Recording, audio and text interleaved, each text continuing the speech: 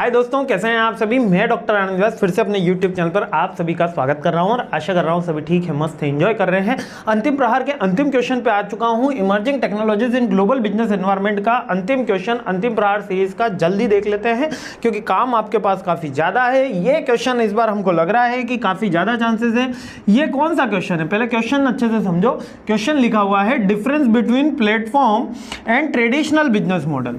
अब ये जो प्लेटफॉर्म मॉडल है ना, इसको मॉडर्न बिजनेस मॉडल के नाम से भी जान सकते हो आप। इसको मॉडर्न के नाम से भी बोला जा सकता है कि मॉडर्न बिजनेस मॉडल जो है वो और नया पुराना जो बिजनेस मॉडल था उसमें क्या डिफरेंस है, नहीं पुराना ओल्ड और न्यू में क्या था। तो जो ओल्ड मॉडल था ना दोस्तों, ओल्ड मॉडल के अंदर हम क्या करते थे कि जो बिजनेस करते थे उसमें प्रॉफिट जब हम अर्न कर रहे होते थे तो मास प्रोडक्शन के थ्रू अर्न होता था। यानी कि जितना ज़्यादा हम प्रोडक्शन करेंगे उतना ज़्यादा हमें प्रॉफिट अर्न होगा। लेकिन अब हमारा जो प्रॉफिट है वो मास प्रोडक्शन की जगह कस्टमर सेटिस्फेक्शन पे ट्रांसफ़र हुआ है। ठीक है, कस्टमर सेटिस्फेक्शन पे ट्रांसफ़र हुआ है। सेटिस्फेक्शन पे ट्रांसफ़र होने के अलावा इसके अलावा हम प्रोडक्ट में यूजेबिलिटी बढ़ा रहे हैं। प्रोडक्ट की कस्टमर का जो डेटा है वो अब ज़्यादा अपन ट्रैक कर रहे हैं, कस्टमर का डेटा अपन ज़्यादा ट्रैक कर रहे हैं, उसकी यूजेबिलिटी बढ़ा रहे हैं।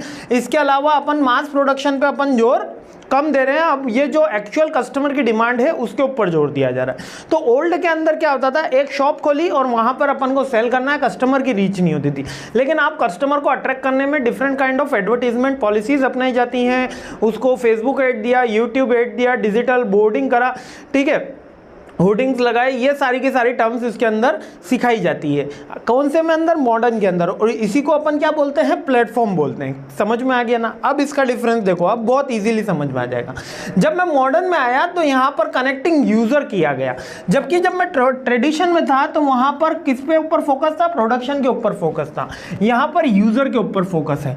ठीक है, हाँ, पीयर टू पीयर ट्रांजैक्शन को इनेबल किया गया, जबकि पहले पीयर टू पीयर नहीं होता था। पीयर टू पीयर यानी कि एक पर्सन से डायरेक्टली अपन ने दूसरे पर्सन को डायरेक्टली, कंपनी आजकल सेल भी कर रही है, लेकिन पहले एक ट्रेडिशनल मेथड होलसेलर रिटेलर करके ही आता था।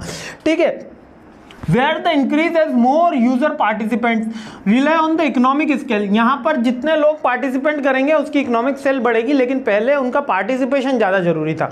क्यों? क्योंकि उस समय इनकम भी कम थी, उस समय पर कैपिटा इनकम अपने इंडिया में कम थी।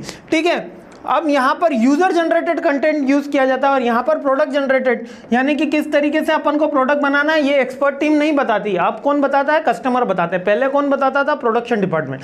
पहले प्रोडक्ट सेंटर्ड थी, अब कस्टमर सेंटर्ड है। एक नटशेल में याद रखना।